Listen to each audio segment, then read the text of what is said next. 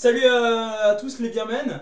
Donc une nouvelle vidéo pour Bouffe et Bière. Et aujourd'hui on va essayer de savoir si les vampires aiment la bière. Pour cette occasion du coup j'ai invité Lionel de au nom de la bière.fr. Et donc c'est une boutique en ligne de bière artisanale française. Et donc Lionel, en tant que spécialiste de la cuisine et de la bière, il va essayer de savoir avec nous si les vampires aiment la bière. Salut Lionel. Salut Tom, ça va? Ben ça va très bien et toi?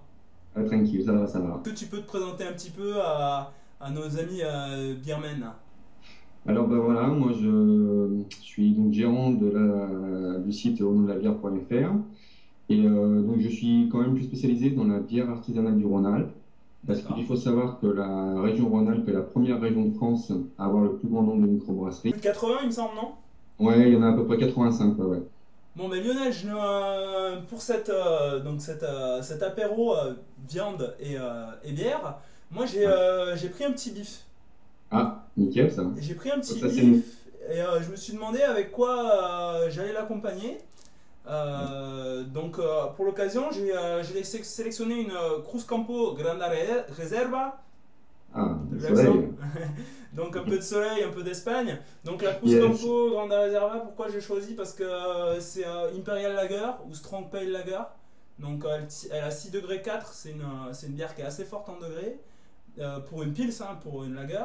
Mais j'ai pris ça parce qu'a priori la bière ne va pas prendre le dessus sur la viande rouge qui justement a besoin d'un accompagnement mais pas d'un truc qui colle trop au palais pour pouvoir vraiment la savourer.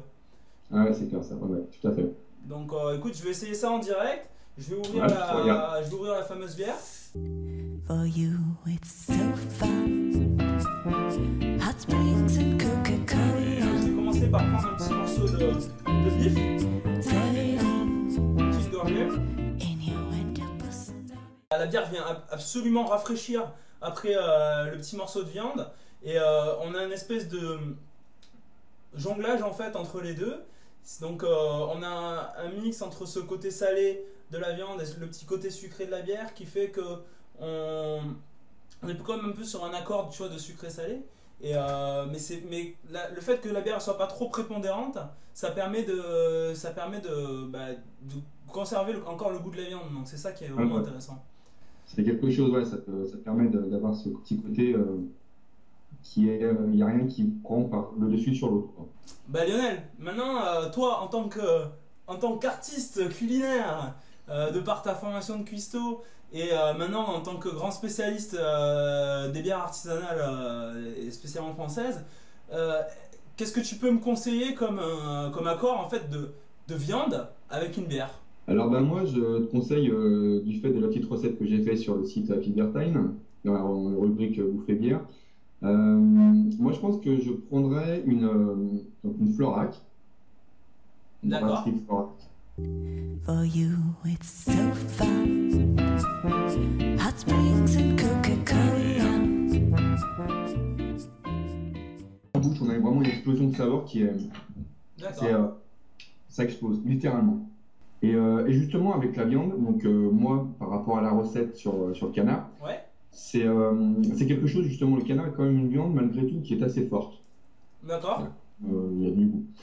Et donc, moi, j'ai choisi justement d'associer cette bière avec le canard et le reste de ma recette, qui est avec des pêches rôties et une petite salsa de tomates épicées. D'accord. Justement, cette bière va lier le tout, va nous faire, entre le canard qui est juteux, la Mhm. pêche rôtie un petit peu sucrée et la salsa pimentée qui accroche un peu, et ben cette bière va nous faire un petit peu le lien.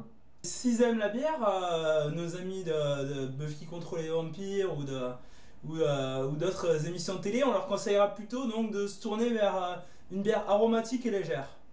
Ouais, ouais, ouais, ouais. Parce que le problème, c'est souvent quand on a tendance à vouloir prendre de la force dans la bière, donc des styles, des stouts ou des tourbées, des brunes assez costaudes ou des n'oublie pas, Mhm. euh, c'est que la bière est tellement puissante que ça va annihiler le goût de la viande. Tant de goût, quoi. Le but toujours en cuisine, c'est toujours d'avoir, il faut jamais qu'il y ait un produit qui soit plus puissant que l'autre. Ou si le cas échéant, il faut qu'il y ait un troisième qui vienne justement casser le plus fort pour rééquilibrer tout ça, quoi. Merci beaucoup Lionel. C'est moi qui te remercie, Thomas, et puis ma foi, donc on va essayer de se faire un petit rendez-vous mensuel de tout ça, quoi. Ouais, on va essayer de se faire d'autres apéros sur d'autres thématiques avec la cuisine et la bière. On peut te suivre sur via Happy Beer Time et via au nom de la bière.fr. Tout à fait. Et il y a une petite surprise pour la prochaine recette, ça sera un petit dessert. Bon après-midi à toi et puis santé alors. Et ben ça marche aussi, Tom. Ciao. Ciao.